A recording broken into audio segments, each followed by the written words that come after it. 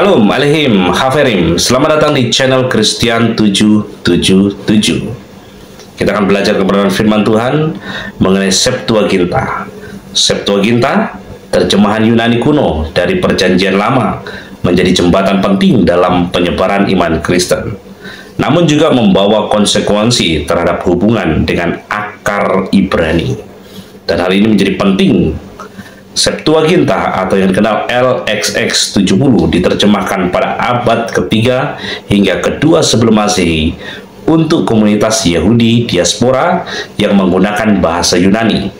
Terjemahan ini sangat berpengaruh karena mempermudah penyebaran teks suci, bahkan menjadi sumber utama kutipan Perjanjian Lama dalam Perjanjian Baru. Namun, perbedaan dengan teks Ibrani atau Masoret dan pengadopsian eksklusif oleh gereja mula-mula terkadang melupakan interpretasi asli Yahudi. Meski demikian, Septuaginta tetap menjadi bagian penting dari sejarah kitab suci dan teologi Kristen. Septuaginta, terjemahan Yunani kuno dari Perjanjian Lama yang menjadi fondasi penting bagi iman Kristen. Tapi, apakah pengaruhnya justru menjauhkan kita dari akar Ibrani yang asli? Yuk, kita kupas sejarah dan dampaknya dalam video ini.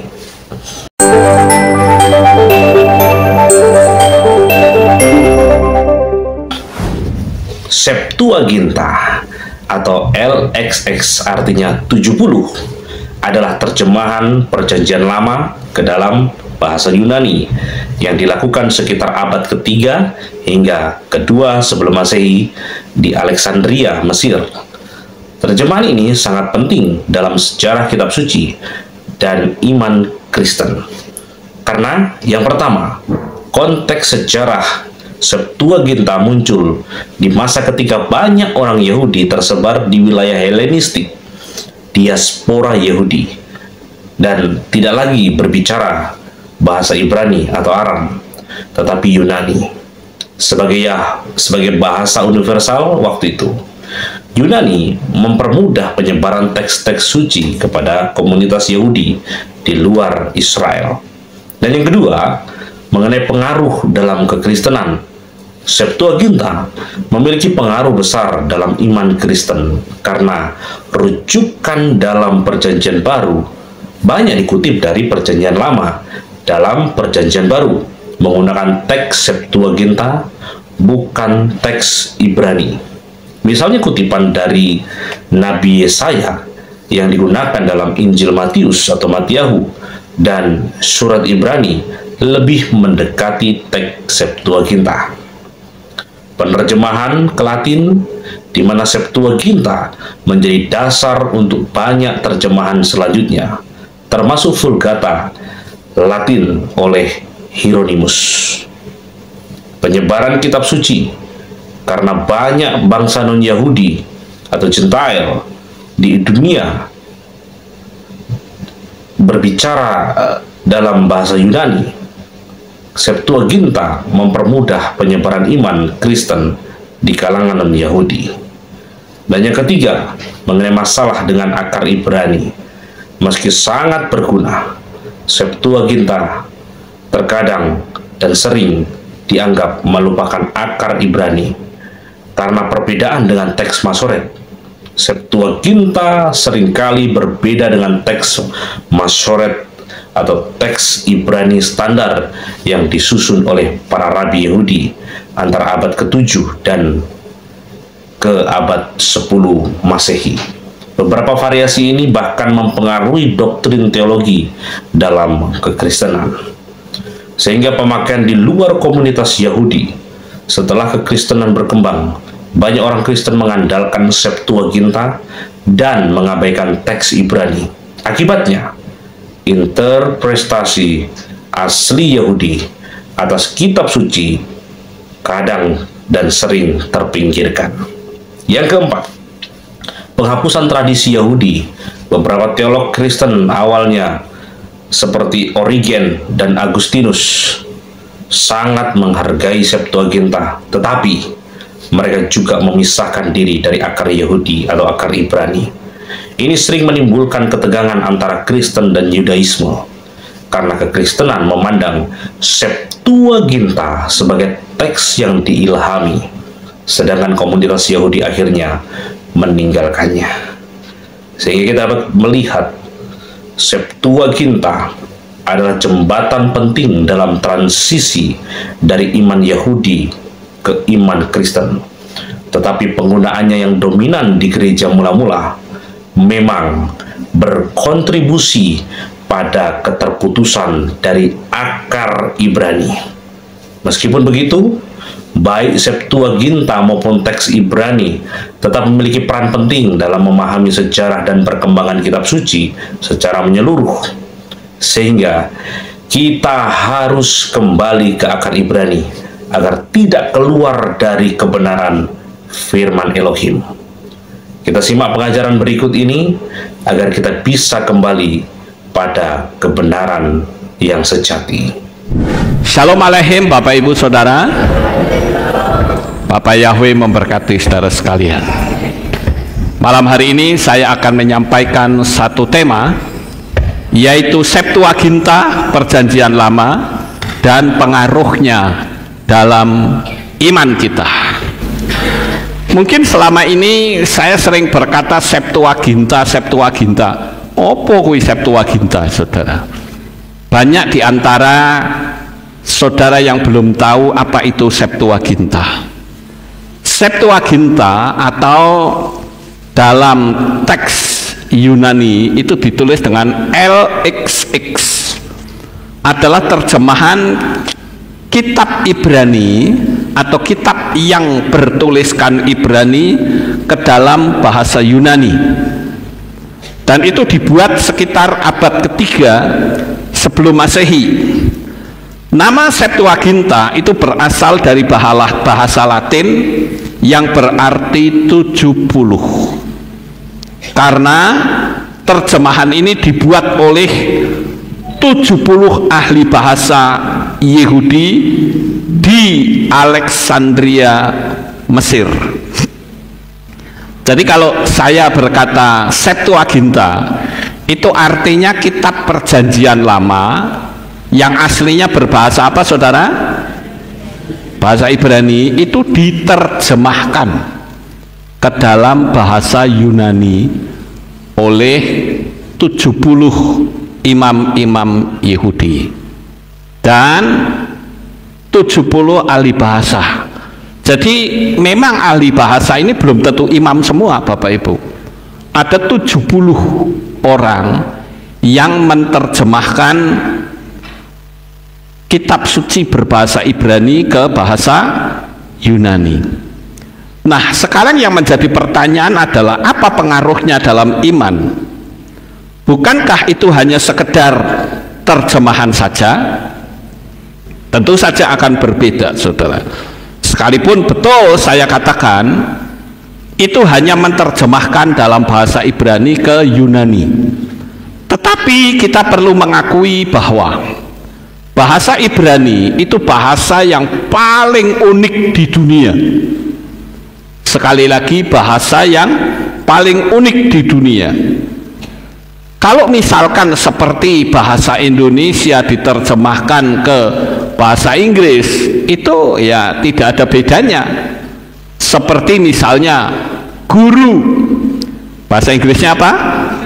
Teacher. Oh, sudah cuman itu saja, nggak ada efek apa-apa.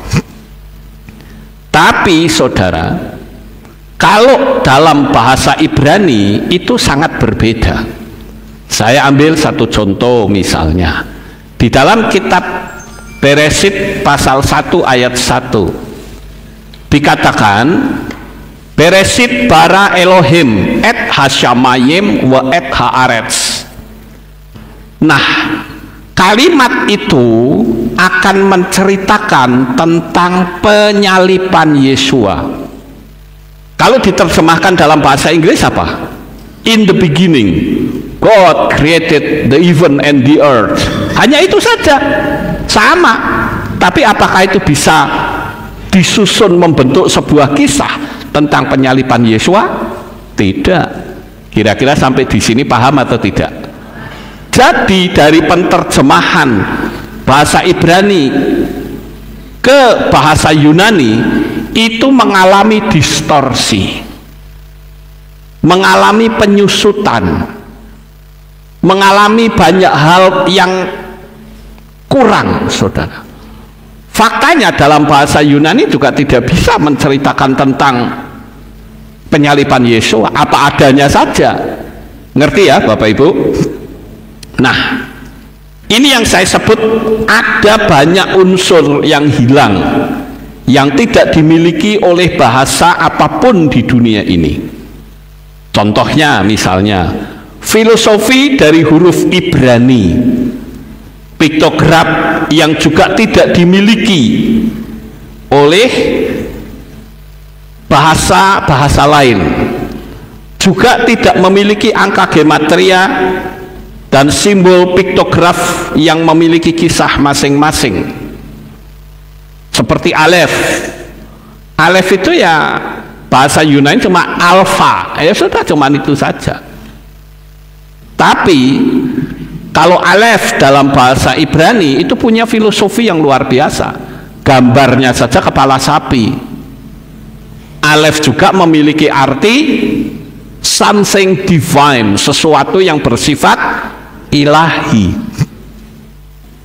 Nah, itu yang tidak dimiliki oleh bahasa manapun di dunia. Jadi sekali lagi, terjemahan kitab suci Ibrani ke bahasa Yunani itu mengalami distorsi yang luar biasa. Sebetulnya apa sih tujuannya?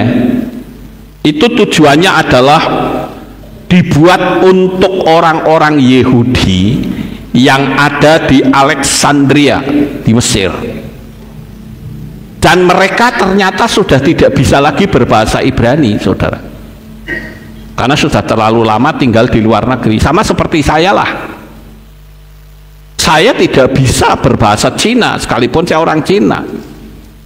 Jadi Cina keleleden, saudara, nggak bisa saya bahasa Cina. Paling bisanya ya cepek nopek gopek cecing gocing temban. Setelah itu ya bar, sudah nggak ngerti.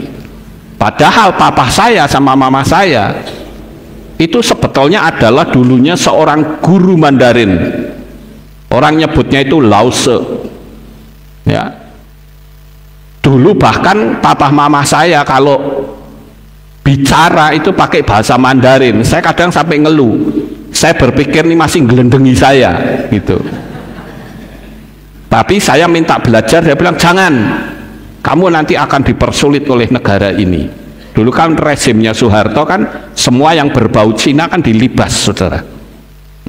Sehingga sampai hari ini saya nggak bisa bahasa Mandarin. Saya mau belajar wis kesuwen. Daripada saya belajar Mandarin, saya memperdalam bahasa Inggris dan bahasa Ibrani. Menurut saya, saudara. Nah, itu adalah tujuannya, menjadi dasar terjemahan kitab suci untuk orang-orang Kristen, dan mengandung kitab-kitab yang disebut Deuterokanonika. Kalau saudara membaca kitab sucinya orang Katolik, itu bukan 66, saudara, bukan 66 kitab, tetapi ada tambahan yang dikenal dengan Deuterokanonika. Deuterokanonika itu ada Tobit, Yudit, Baruk, Sirak, tambahan kitab Salomo, tambahan kitab dan sebagainya. Ya. Dan itu oleh dunia kekristenan itu tidak dikanonkan. Ini bahasa teologia. Kanon itu bahasa teologia. Tapi kalau orang dulu bilang kanon itu yang meriam, saudara. Iya toh? Nah, saya tak ngutip bahasa teologi, dikanonkan. Apa kuwi kanon? Kanon itu sebetulnya adalah standarisasi. Kenapa kok ada standarisasi? Begini, saudara. Di zaman dulu itu ada orang-orang yang percaya Yesua, misal ya di Alexandria punya 30 kitab. Tapi di tempat yang lain, misalnya di lokasi yang lain, itu ada kelompok persekutuan orang-orang yang punya kitab 50. Di tempat yang lain lagi ada yang 90. Jadi yang di Alexandria ini ya miskin sekali kitab sucinya. Nah, oleh karena itu diadakanlah yang namanya konsili Nikea. Di konsili itulah dilakukan standarisasi supaya orang yang kitabnya sedikit tidak sedikit, yang kebanyakan tidak kebanyakan. Lalu distandarisasi sehingga muncullah kitab yang kita miliki sekarang. Orang teologi bilang dikanonkan. Ya, makanya kalau pakai bahasa teologi jadi mumet, saudara. Lebih baik pakai bahasa umum, yaitu distandarisasi. Sehingga semua orang-orang percaya dari berbagai tempat punya kitab yang sama. Itu maksudnya. Sampai di sini paham, saudara-saudara? Tetapi juga resikonya ada kitab-kitab yang disingkirkan. Orang Katolik mengakui adanya Tobit, Yudit, Baruk, Sirak, Makabe 1, Makabe 2, kan gitu, saudara. Nah, di kitab Makabe itulah yang kemarin saya ceritakan, ada seorang yang bernama siapa? Yehuda Makabe atau Yudas Makabe yang melakukan peperangan. Nah, di dalam pertempuran itu kan diceritakan di situ orang-orang Israel atau orang-orang Yahudi itu kalah, saudara. Sehingga Yehuda Makabe ini bingung, lo orang percaya Tuhan kok iso kalah, itu kenapa? Setelah diteliti ternyata di dalam jubahnya itu banyak jimat, saudara. Karena banyak jimatnya, ya Tuhan menganggap ini mendua hati sehingga mereka mati. Lalu si Yehuda Makabe ini ngomong begini, ya udahlah, sekarang begini saja supaya mereka tidak masuk neraka, ayo kita kolektif ngumpul ke duit, jenazahnya kita kumpulin, kita kuburkan, kita ngumpulin duit dan kita persembahkan ke bait suci. Nanti dengan persembahan itu maka rohnya akan pindah, yang dikenal dengan istilah apa? Api penyucian. Dalam bahasa teologianya namanya purgatori. Sehingga dengan masukkan duit, orang yang ada di api penyucian itu pindah. Nah, inilah yang dipercaya oleh orang-orang Katolik. Tetapi kita harus tahu bahwa Yehuda Makabe itu bukan nabi. Dia tidak mendapatkan ilham kisah itu dari Tuhan, tidak. Makanya kita tidak mengakui adanya api penyucian. Sampai di sini paham, Bapak Ibu? Nah, lalu kita melihat bahwa akhirnya kitab Deuterokanonika ini disingkirkan, tidak bisa dipakai lagi. Nah, Bapak Ibu yang terkasih, itulah yang oleh orang Katolik tetap dipertahankan, yang dikenal dengan Deuterokanonika. Nah, kalau kita perhatikan sejarah Septuaginta, pada abad ketiga sebelum Masehi, itulah terjemahan dimulai. Ya, terjemahannya dimulai.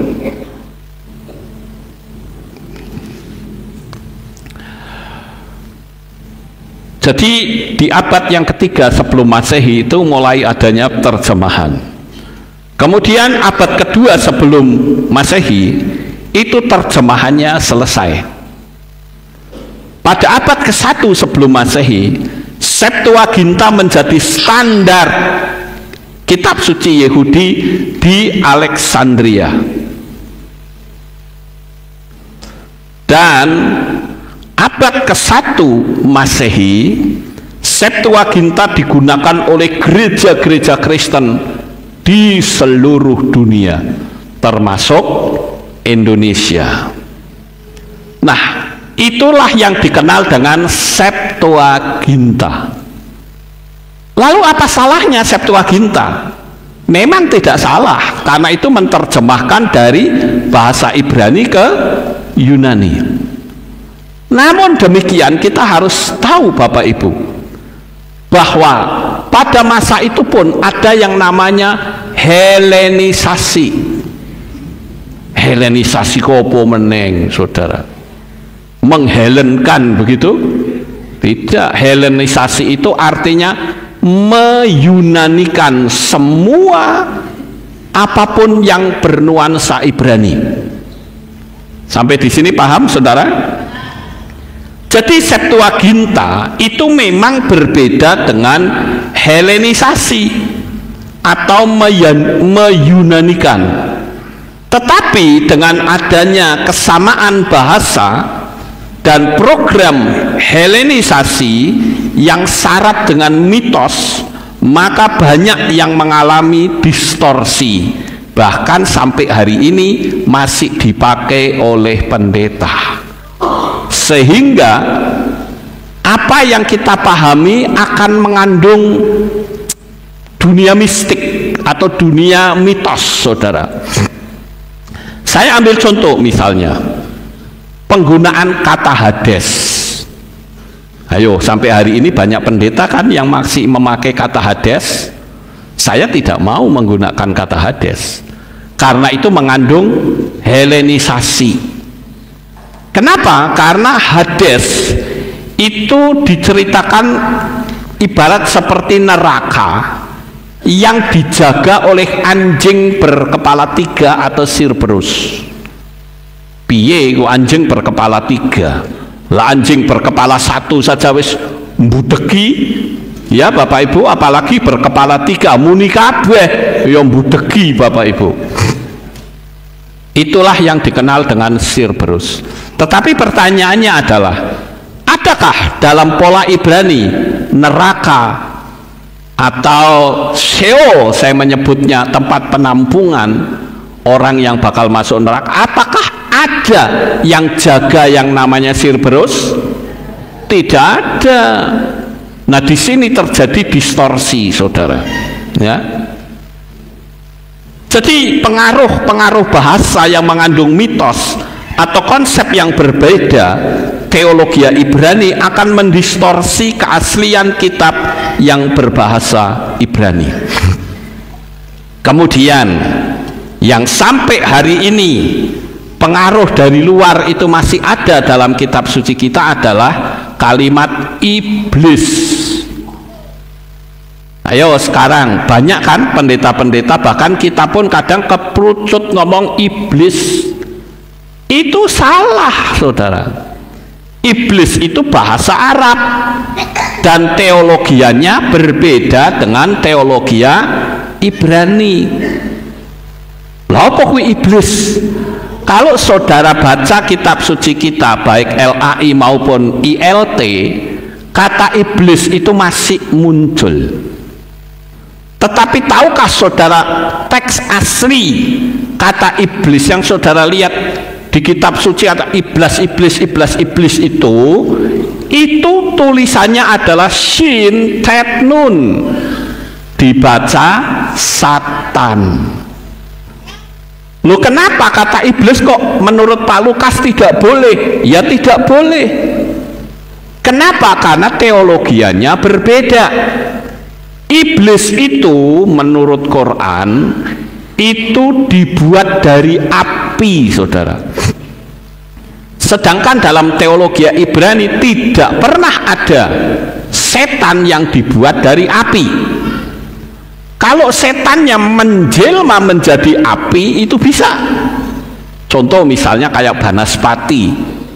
Banaspati itu kan setan api, betul nggak Bapak Ibu? Tapi apakah itu berarti dibuat dari api? Tidak. Nah, itulah sebabnya kenapa saya katakan kalimat iblis dalam teologi iman kita itu salah. Kenapa? Karena sekali lagi iblis itu dari kitab Quran, ya. Saya akan tunjukkan ya kitab Quran mana. Ya, ini saya coba ngutip ya kitab Quran yang bertuliskan iblis, saudara. Yang pertama adalah surat Al-Hijr. Ya. Surat Al-Hijr ayat 27 dikatakan demikian.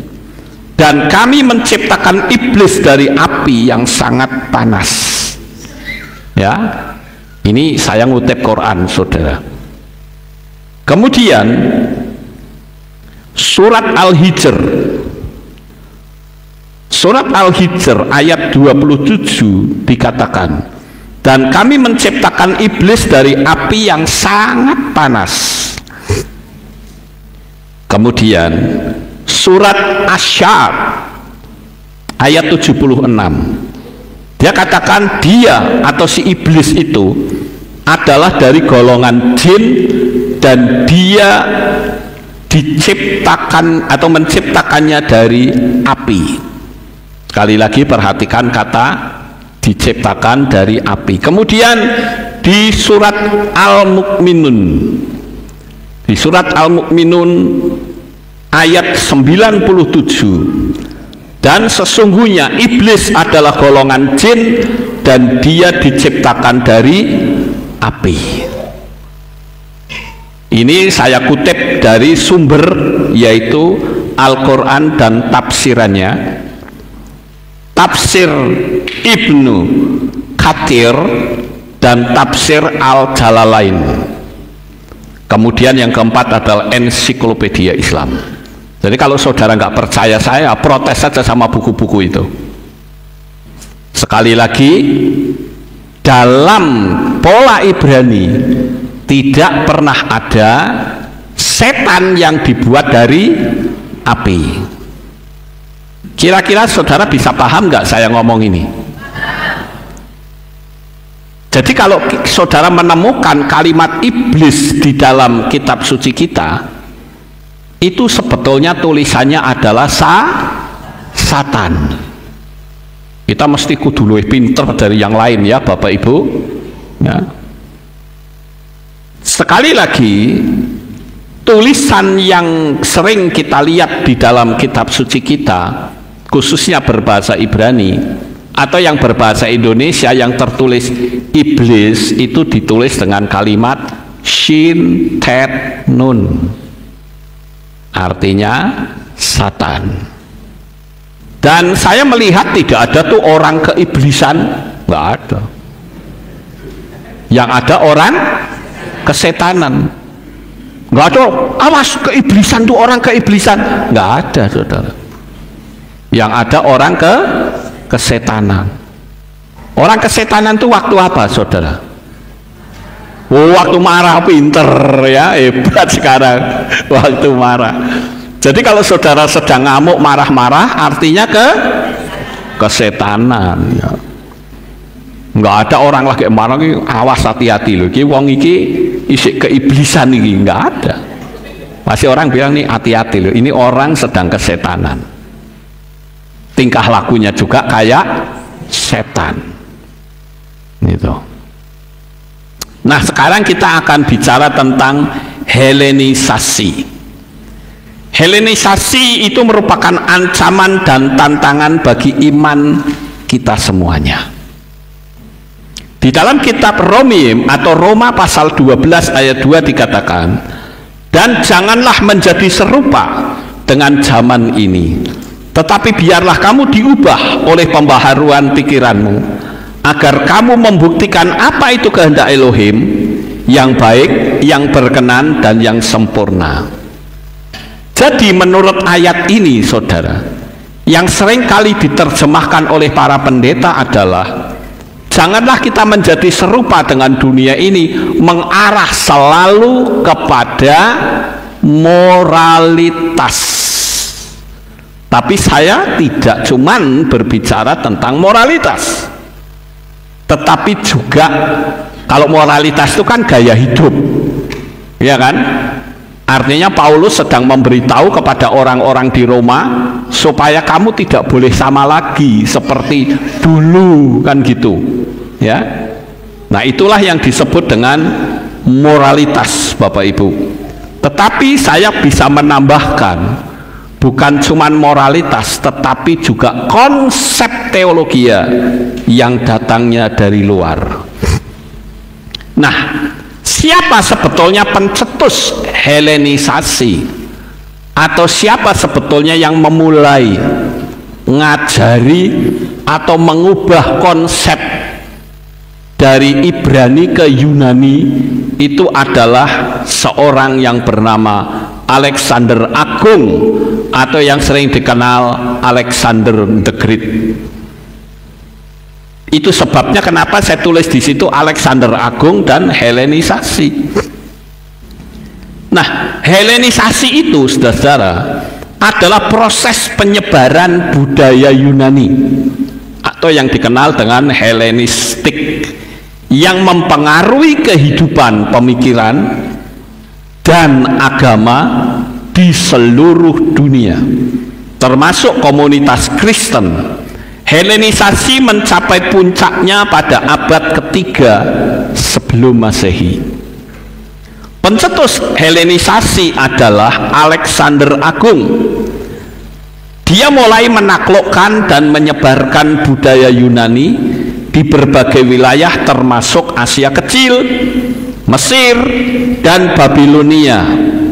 Dan pada abad keempat atau tahun 323 sebelum Masehi di Babel, setelah kematian Alexander itu matinya masih muda, saudara, yaitu usianya 32 tahun ya. Nah, ketika dia mati, kerajaan-kerajaan Helenistik itu terbentuk dan melanjutkan penyebaran budayanya Yunani. Jadi mentang-mentang dia seorang tokoh perang, sehingga setiap kali ditaklukkan, dihelenisasikan, diyunanikan, budaya-budaya yang bernuansa Ibrani dilibas habis, saudara. Nah, proses ini kemudian dikenal sebagai Helenisasi, yang berdampak pada perkembangan budaya, agama, dan politik di wilayah-wilayah tersebut. Helenisasi terjadi pada periode berikut ini. Ini saya kutip dari berbagai sumber. Nanti saya akan tunjukkan Pak Lukas ini dapat ilmu ini dari mana, ya. Jadi periode Helenistik ini, yang pertama tahun 323 sampai tahun 231 sebelum Masehi, periode Helenistik awal setelah kematian Alexander Agung. 31 sebelum Masehi sampai 395 Masehi, periode Helenistik akhir di bawah kekuasaan Romawi. Nah, fase utama Helenisasi adalah tahun 300 sampai 250 sebelum Masehi, penyebaran budaya Yunani di Asia Kecil dan Mesir. Kemudian yang kedua 250 sampai 150 sebelum Masehi, pengembangan filsafat Stoikisme dan Epikureanisme. Dan yang ketiga tahun 150 sebelum Masehi sampai 50, ya, penyebaran Helenisasi ke Eropa Barat dan Afrika Utara. Hebat ya, saudara. Makanya saya katakan, kalau orang kafir, orang mereka yang tidak kenal Bapa Yahweh, begitu dia berkuasa, dia langsung sebarkan kepercayaan mereka. Beda dengan kita, saudara. Orang berkuasa jadi gembala, wis ngerti nama Yahweh, tidak punya nyali untuk menyampaikannya. Dan saya katakan, itu gembala macam apa, saudara? Tadi siang saya mendapatkan tamu, mereka juga bercerita tentang adanya seorang gembala dari salah satu gereja lamanya dia. Dia cerita kalau gembalanya itu ternyata ngikutin video saya. Saya bilang, loh, kalau gitu berarti dia sudah kenal nama Yahweh. Oh sudah. Terus di gerejanya disampaikan apa? Tidak. Kenapa tidak? Loh, pemimpin kok enggak punya nyali. Itu yang sangat disayangkan, Bapak Ibu. Coba saja semua pemimpin-pemimpin gereja yang sudah mengenal Bapa Yahweh, dia punya nyali dan tidak takut jemaat lari, sudah saatnya kita semua panggil nama Yahweh. Tapi karena mereka tidak punya nyali, umpetan, ya, cuman hanya berlindung di balik jubah pendetanya, berlindung ketakutan, berlindung di balik hikmat akal budi. Akibatnya apa? Orang yang sudah mengenal nama Yahweh, ibadahnya di situ, pendetanya sudah kenal nama Yahweh, tapi tidak mau memberitakan. Ini kan tragis banget, Bapak Ibu. Sehingga yang terjadi apa? Maaf kalau saya katakan, mungkin jangan tersinggung yang sekolah teologi ya. Itu pembodohan publik. Karena waktu tahun 2000 ketika saya mengenal nama Yahweh, saya sepanjang malam tidak bisa tidur loh. Istri saya juga nggak tahu kalau saya tidak bisa tidur. Gelebak sana, gelebak sini. Yang ada di pikiran saya itu apa? Saya ini penipu, ngapusi jemaat. Karena ada dua suara di otak saya. Otak saya yang pertama dia bilang, beritakan, jangan takut. Kamu adalah seorang pemberita kebenaran. Tapi otak satunya ngomong begini, kamu mau ditinggal lari jemaat? Kalau kamu ditinggal lari jemaat, ayo piringmu pecah loh. Tahu maksudnya Bapak Ibu? Nah, tahu ya, syukur. Tapi saya berkata, saya di sini bukan kerja untuk piring, tapi saya kerja untuk kebenaran. Organisasi saya yang lama itu mengancam dengan berbagai ancaman. Saya bilang percuma, Lukas Sutresno nggak kenal ancaman, nggak pernah takut, dan saya akan tetap panggil nama Yahweh. Kalau mau dipecat, jangan dipecat, saya mau keluar. Saya terang-terangan begitu, saudara. Jadi tidak ada organisasi lama yang menulis pemecatan Lukas Sutresno, nggak ada. Sayanya yang menyatakan keluar. Nah, itu adalah konsep yang menyatakan kebenaran. Mungkin ada bapak-bapak pendeta yang ngikutin saya, yang sudah mengenal nama Yahweh tapi belum berani. Saya tantang Bapak Ibu, ayo berani tidak saudara meninggalkan nama sesembahan lain yang bukan dari Israel? Ayo, berani atau tidak? Jangan takut Bapak Ibu. Lawang kita menyembah Tuhan yang benar kok takut? Wah, nanti jatuh miskin, tidak, makin kaya itu iya. Amin. Jadi kita melihat saudara dampak Helenisasi pada kekristenan di abad 1 sampai 3 Masehi, pengaruh Helenisasi pada teologi dan praktek kekristenan mulai masuk sekarang. Abad ke-4 sampai ke-5 Masehi, pembentukan doktrin-doktrin Kristen yang dipengaruhi oleh Helenisasi. Jadi yang namanya Septuaginta dan Helenisasi itu akan klop Bapak Ibu, karena bahasanya sama. Alexander Agung meninggal pada tahun 323 sebelum Masehi di Babel, Mesopotamia, yang direncanakan sebagai ibu kota kekaisarannya. Dia meninggal pada usia 32 tahun setelah memerintah selama 12 tahun. Sebelum kematiannya, Alexander merencanakan kampanye militer dan perdagangan yang lebih lanjut, termasuk mau menginvasi Arab. Tetapi rencana tersebut gagal karena keburu mati. Ya Bapak Ibu, ini saya dapat cerita ini bukan ngarang-ngarang Bapak Ibu. Nanti jangan ngomong, oh itu Pak Lukas ngarang, cok. Saya tunjukkan sumbernya. Sumbernya adalah Sejarah Helenisasi oleh Peter Green. Yang kedua, sumber dari Helenisasi dan kekristenan oleh Dr. N.T. Wright. Kemudian Ensiklopedia Britannica, dan yang terakhir adalah Ensiklopedia Katolik. Kalau saudara mau protes, ucapan saya protes sama buku-buku tersebut. Ya. Nah, kita lihat Bapak Ibu. Tahun 356 sebelum Masehi Alexander Agung lahir. 336, 323 sebelum Masehi Alexander Agung mulai menaklukkan dan penyebaran agama budaya Yunani. 323 sebelum Masehi kematian Alexander dan pembentukan kerajaan-kerajaan Helenistik. Tahun 4 Masehi menurut penanggalan Gregorian, Yesua HaMasiah itu lahir. Abad ke-1 Masehi penyebaran agama Kristen, walaupun pada masa itu istilah Gregorian belum muncul, ya.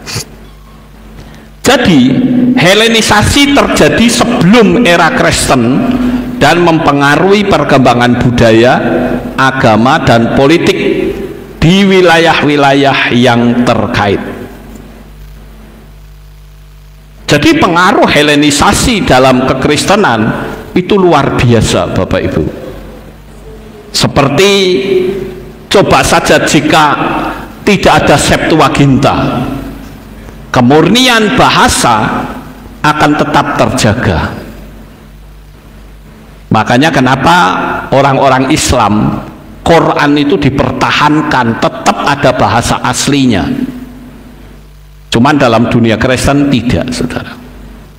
Orang yang bahkan yang katanya titelnya STH suruh ngucapin abjad Ibrani Alef Bet Gimel saja nggak tahu,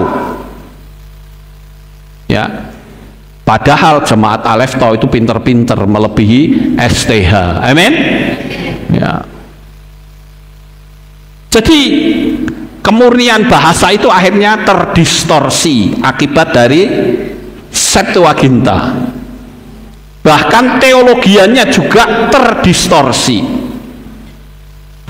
Tapi kalau tidak ada Septuaginta, maka dapat dipertahankan. Harusnya orang-orang Yahudi yang ada di Alexandria diajari bahasa Ibrani, bahasa ibu, bukan malah didekatkan ke pola Yunani. Akhirnya jadi banyak sekali kisah-kisah yang mengandung mitos, Bapak Ibu. Nah, dampak dari Helenisasi ini saya menemukan beberapa hal. Dampak Helenisasi yang pertama adalah terjadinya sinkritisme. Apa kuwi sinkritisme? Sinkritisme itu adalah pencampuran antara kepercayaan Kristen dan paganisme. Nah, ini ada orang yang nuduh saya ketika saya mengajarkan hukum law of attraction. Dia bilang law of attraction itu dari sinkritisme, dari New Age movement. Saya bilang orang ngomong tapi nggak ngerti sejarah. Kalau kita lihat hukum law of attraction itu istilah yang datang dari luar untuk menunjukkan yang punya arti adalah hukum daya tarik menarik. Law of attraction itu hukum daya tarik menarik. Kalau saudara sekolah pingin dapat titel, kata pingin dapat titel itu tarik menarik bukan? Iya, betul, tarik menarik. Sehingga sekalipun saudara sekolahnya SD, tapi pikiran kita sudah berpikir aku sok mau jadi sarjana. Betul nggak Bapak Ibu? Itu namanya law of attraction atau daya tarik menarik. Indonesia ini bisa menang melawan Belanda itu juga karena adanya hukum law of attraction secara tidak sengaja. Buktinya apa? Buktinya para pejuang bangsa Indonesia kan cuma punya bambu runcing, betul nggak? Secara hukum logika tidak mungkin menang. Bambu runcing kok lawan bedil, mana bisa menang? Tetapi hukum loa itu mengubah segalanya. Contohnya kalau pejuang ketemu pejuang, mereka berkata apa? Merdeka. Jawabannya merdeka. Saudara coba nonton film-film lama, nggak ada merdeka, ojo ngomong ngono, iki urung merdeka, ojo ngomong, kan begitu? Tidak, saudara. Begitu mereka merdeka, jawabnya merdeka, dan itu semangat, energinya keluar. Itulah yang disebut dengan energi, hukum energi. Makanya ada istilah 3, 6, 9. Energi, vibrasi, dan frekuensi, kan begitu ya Bapak Ibu. Dan itu adalah konsep hukum alam semesta yang Bapak Yahweh ciptakan. Kita tidak bisa keluar dari konsep itu. Kalau keluar, ya saudara akan ngelawan hukum apa yang Tuhan sudah ciptakan. Sekalipun saudara memanggil nama Yahweh, nggak peduli, saudara. Contoh misalnya, kalau saudara, saya di sini nih, kalau ngelompat situ, pasti jatuh ke situ nggak? Jatuh. Saya tidak bisa berkata, saya percaya Bapak Yahweh, saya tak ngelompat, bukannya jatuh ke bawah, naik ke atas. Nggak bisa begitu, saudara. Itulah hukum alam semesta. Sampai di sini paham ya?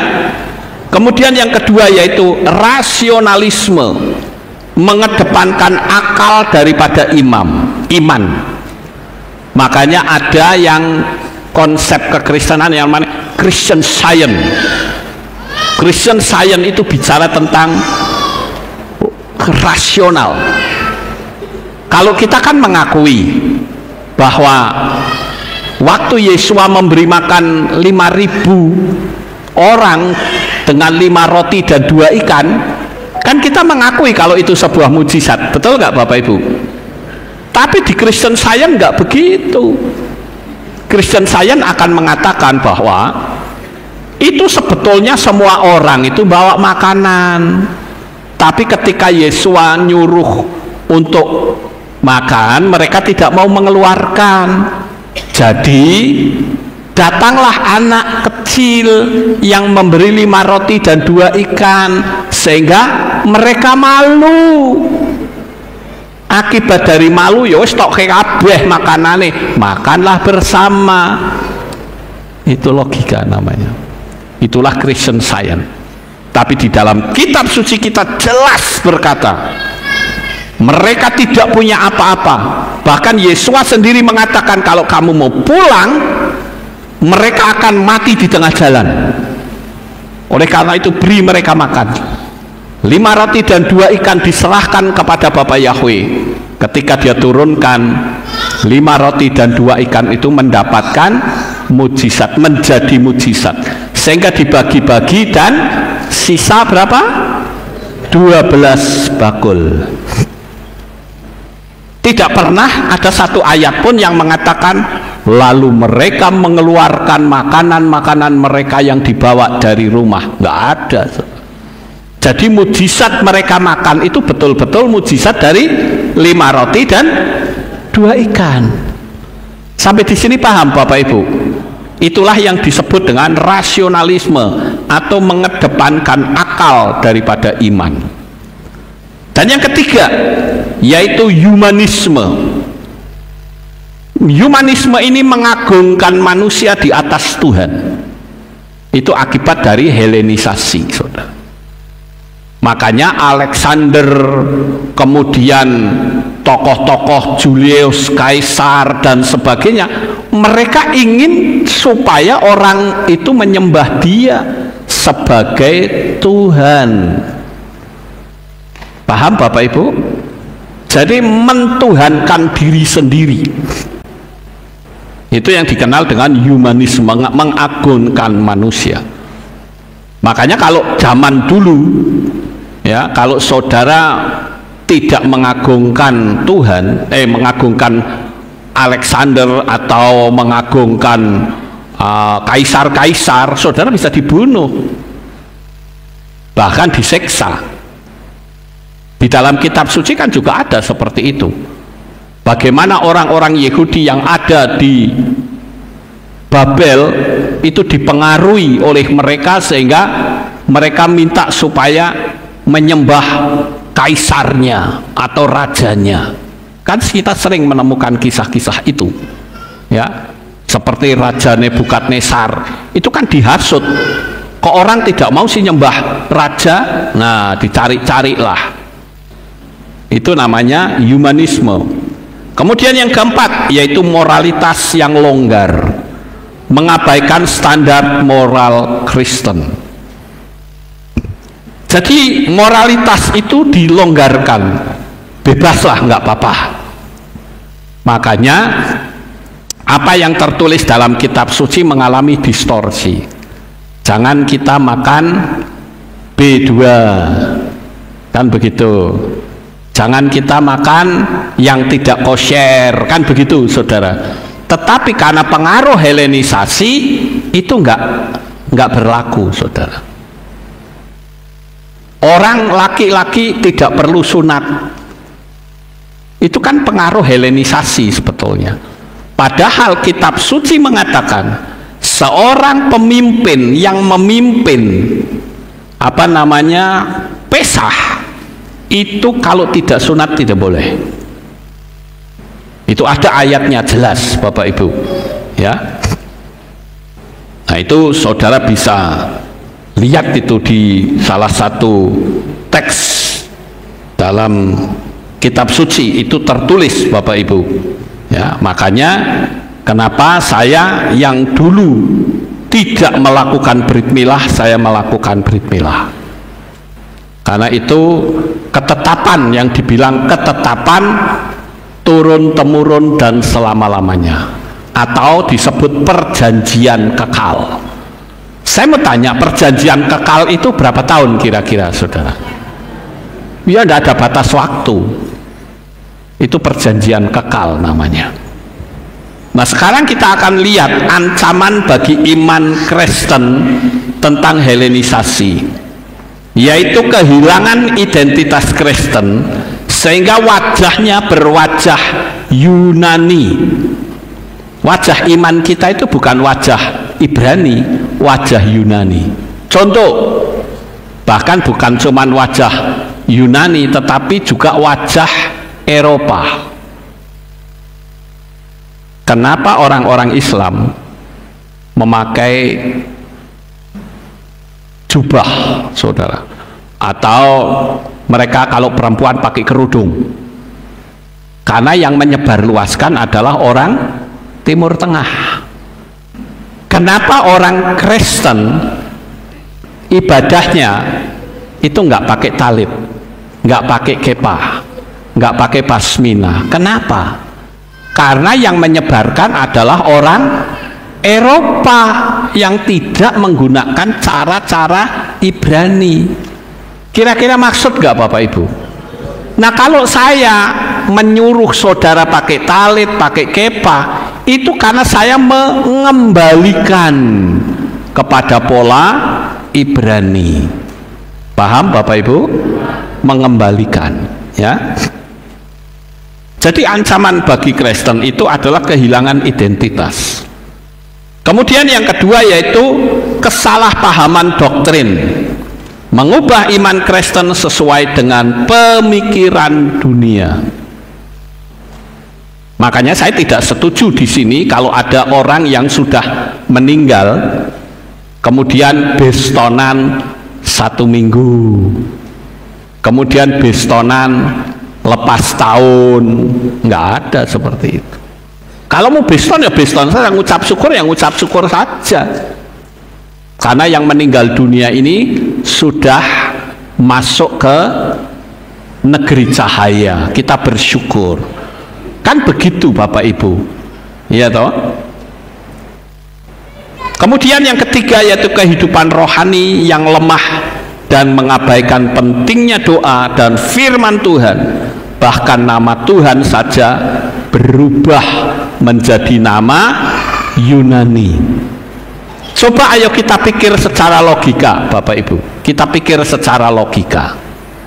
Saya katakan kalau Yesus itu bener wis, ya wis bener wis pokoknya, ya. Pernahkah kita merenung?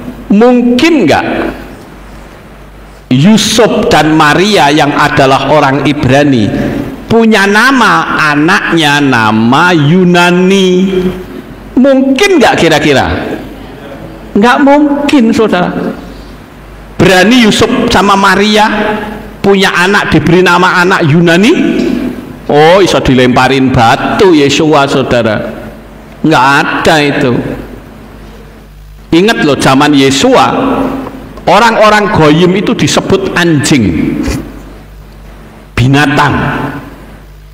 Saudara masih ingat ada seorang perempuan Sirofenisia yang datang kepada Yesua? Yesua mengatakan apa? Tidak baik memberikan roti kepada anjing. Dalam bahasa bahasa Yunani, kata anjing itu ditulis dengan kata kunarion. Kunarion itu dalam bahasa Jawa wis asu kirek, gonggong saja sudah tidak bisa, nggak bisa gonggong sudah, apalagi gudigen, ya itu kan parah, saudara. Itulah zaman Yesua, di mana orang Yahudi menganggap orang goyim, khususnya orang Romawi, itu anjing, binatang. Mosok Maria dan Yusuf punya anak namanya Yunani, yang bener aja. Kira-kira masuk logika apa tidak? Masuk, itulah. Ya, kita lanjut, saudara. Tantangan bagi umat Kristen sekarang, tantangannya apa?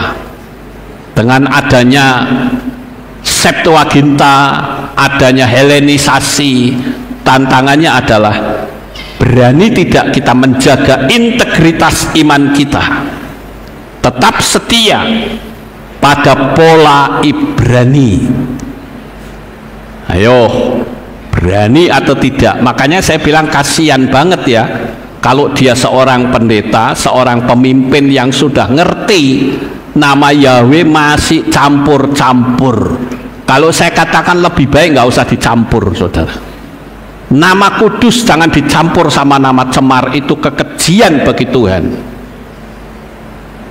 Katanya dikatakan janganlah kita mengucapkan apa namanya nama Yahweh dengan sembarangan. Lah kok dicampur-campur? Wes dicampur kadang dirubah. Apa itu tidak mencemarkan nama kudus, Bapak Ibu? Itu bicara logika, ya. Jadi berani nggak kita menunjukkan integritas kita sebagai orang percaya? Dan yang kedua yaitu mengembangkan pemikiran kritikal, membedakan antara kebenaran dan kesalahan. Ada orang yang selalu mengatakan kita harus tahu Yesus dan Yesua itu sama. Saya bilang tidak sama. Anda saja kurang belajar. Kalau yang belajar dengan sungguh-sungguh akan tahu bahwa Yesus itu adalah Dewa Mitra. Itu yang ditulis oleh D.M. Murdoch yang sempat saya kritisi 10 tahun yang lalu. Kemudian yang berikutnya adalah membangun komunitas yang kuat. Nah, ini kita harus membuktikan, yaitu mendukung dan menguatkan satu sama lain. Kenapa ada pentingnya kita ibadah seperti ini? Ini sebetulnya pola Ibrani, saudara. Ibadah seperti ini ada, ibadah komunitas dari rumah ke rumah juga ada, saudara. Makanya setan tidak suka orang ibadah di rumah-rumah saja mau disingkirkan, alasannya tidak ada SK 2 menteri. Kita harus berani itu lawan, saudara. Kenapa? Kita orang Indonesia, semua agama itu punya hak yang sama menurut undang-undang. Kemudian tantangan yang berikutnya yaitu mengabarkan Injil, membagi kebenaran iman kita menurut pola Ibrani. Berani atau tidak? Itu. Dan saya sangat bersyukur dan bangga dengan jemaat Aleftau. Nyalinya gede-gede, saudara. Saya bangga dengan saudara. Saya berharap saudara yang mengikuti streaming itu juga membanggakan, bukan membanggakan saya, tetapi membanggakan Bapak Yahweh, karena saudara berani untuk menyatakan kebenaran di atas pengajaran manusia. Sekali lagi, Helenisasi adalah ancaman serius bagi iman kita. Kita harus waspada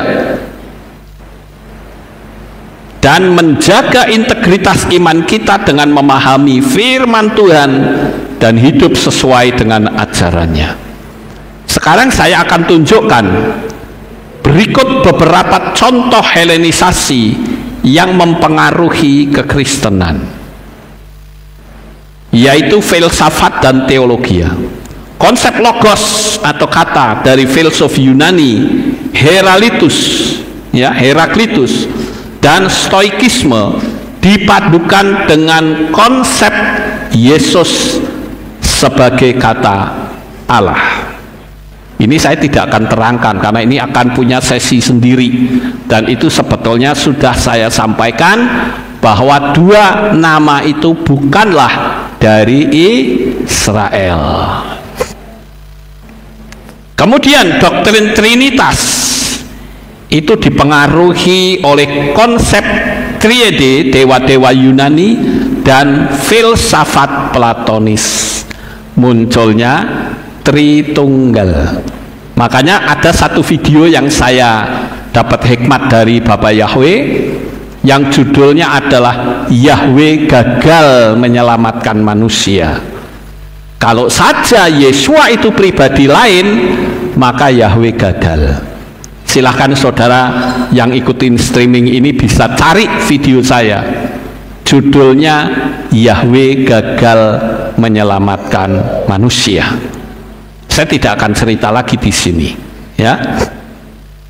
Kemudian konsep soul atau jiwa dan body atau tubuh dipinjam dari filsafat Platonis. Kemudian tradisi dan ritual.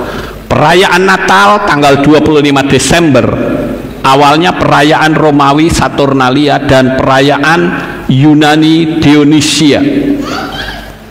Kemudian perayaan Paskah menggabungkan tradisi Yahudi Pesak dengan perayaan Yunani Eostre. Penggunaan salib atau simbol salib yang berasal dari Yunani dan Romawi. Jadi simbol salib itu sebetulnya adalah pola Helenisasi, Bapak Ibu. Simbol iman kita itu bukan salib, tetapi menorah. Betul. Nah sekarang coba lihat gambar ini, Bapak Ibu.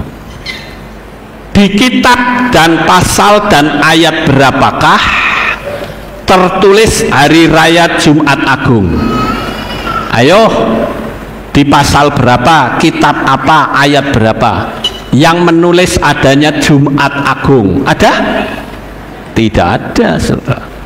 Dan buah sulung diganti Pesak, atau siapakah yang menaruh kain kafan? Dan benarkah setelah Yesus dimasukkan dalam kubur, salibnya ditegakkan lagi dan diberi kain kafan? Lucu kan? Gambar ini bisa mendunia, Bapak Ibu. Saudara pernah lihat nggak gambar-gambar yang model kayak gini di gereja-gereja? Saya kadang bertanya dalam hati saya, apa betul salib Yesua itu dikasih kain kafan Yesua dicantelke di atas, padahal salibnya sudah diturunkan? Pertanyaan saya, di pasal berapa, ayat berapa, kitab apa, di mana salib Yesua ditegakkan lagi, dicantelke kain kafan?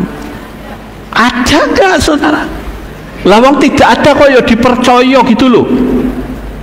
Saya sering lihat tuh gereja-gereja tuh pasang salib, kemudian ada kain kafan seperti itu. Sejak kapan kain kafan dicantelke di salib, saudara? Nggak ada. Tapi gereja-gereja menganggap, oh ini hiasannya apik juga iki yo.